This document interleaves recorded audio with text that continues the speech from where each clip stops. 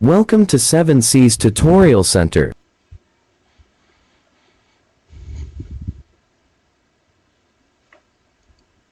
Magpadayon ta karon sa pagtuon sa Microsoft Word diri sa 7C's Tutorial Center og nanata karon sa activity number 7 step by step binisaya nga tutorial.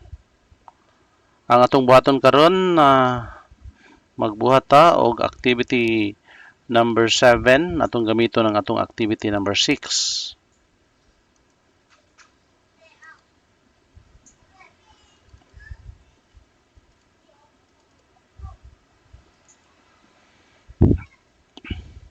Kani mo yato ang buhaton karon atong i-3 columns.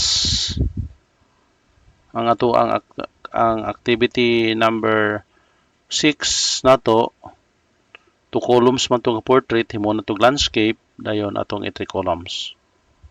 Dayon ipalikay nato niyo ang mga text nga natabunan, ipalikay nato karon.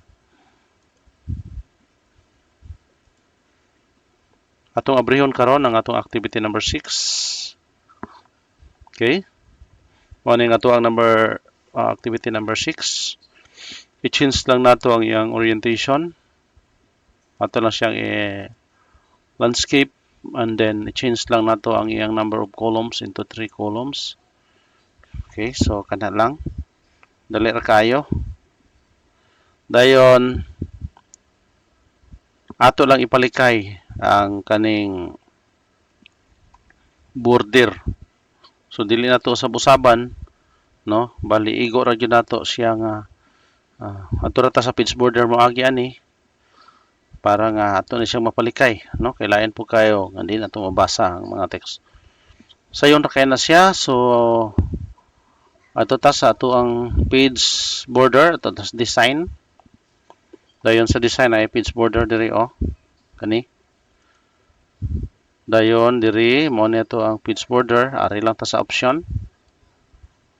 Dayon diri sa atong option, ato ra ni ilisa ang edge of page. Ilisan ra nato ni siya og text, no? Okay, so na text na edge of page, ilisan ra nato siya text. Dayon tanawan ninyo sa mahitabuan niyo nya. So i-click na to ang okay. Okay, so tanawa. So ang border ning likay, no? Wala na natabunan ang mga letra. So usara to nga emphasize nato, no? Katong tuyoon man gud to, no? Katong edge of page, edge of text, tuyoon to siya. Mo nang usa to nga gitagaan nato og emphasis, no? Unsaon nato to dito pag-adto. So kato lang ang ato ang activity number 7. So alang dayad tong mga nanginahanglan og computer training gusto mukuha og computer certificate nga gamiton para sa inyong pang-apply og trabaho, para sa mga promosyon ug uban pa nga mga katuyuan.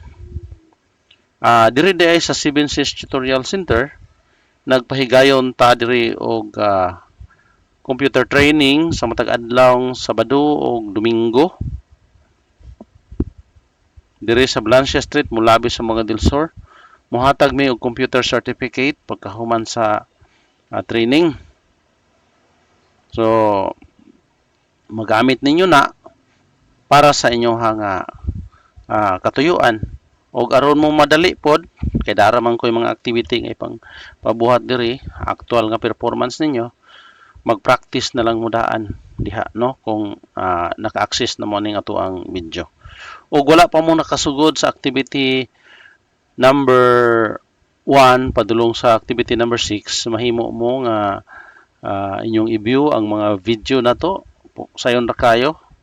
Anhala mo sa description box atong gipang butangan dihag link para sayon ra nyo dumdumon. Og daghan kayong salamat. Karon ato ning i-save as aron dili maguba ang atong activity number 6. Himuon na to na siya nga activity number 7. Okay?